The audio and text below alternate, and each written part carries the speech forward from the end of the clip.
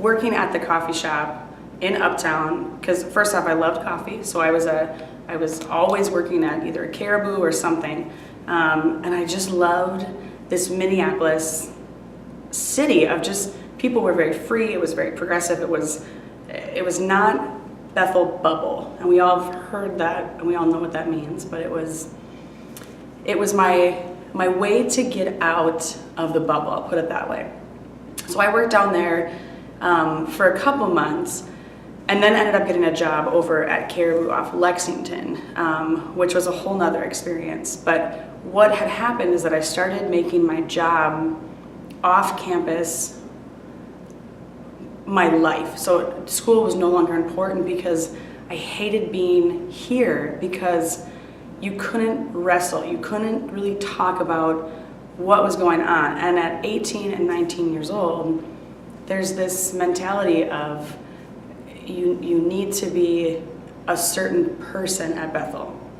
You need to be cute and cuddly and just kind of go through the motions. And I'm the person that doesn't go through the motions. I don't think that's at all what we're created to do or what scripture even says. So this started a very hard time in my life, because now I'm really starting to wrestle with, why am I a Christian? Why am I at Bethel? What is my purpose at Bethel? Where's my community, and who do I need to kind of define myself as? So I went through this process, and it wasn't until sophomore year, my first semester, that I felt awful here. I was starting to get a little bitter and cynical during classes and conversations. And remember my advisor at the time, who still is someone I hold very dear, we'd had a meeting, and she looked me dead straight in the eye and said, "You need to get out of here."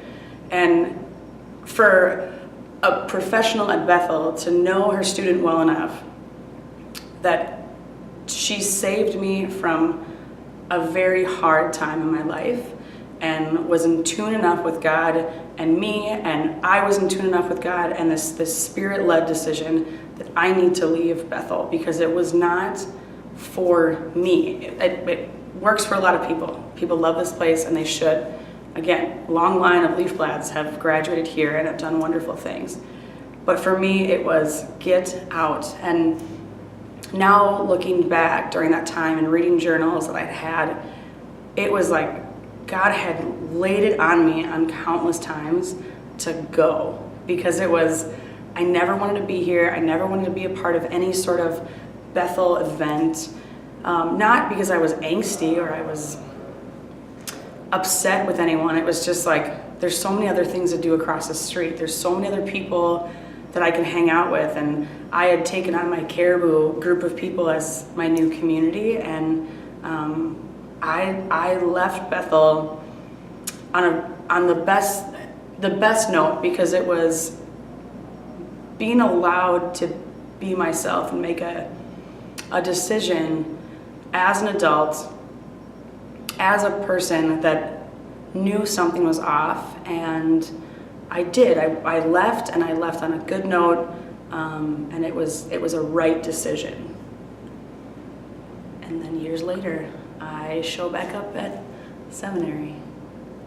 So that's a fun, how God works and how plans are made is funny sometimes and fun, because I swore that Bethel was, I was never gonna go back. I made fun of all my friends for still being here, and when they graduated, it was this, you guys were suckers because you stayed at Bethel and I got out.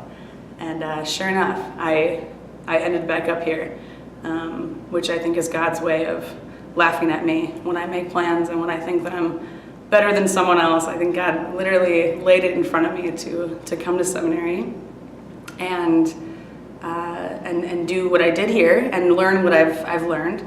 But it was funny.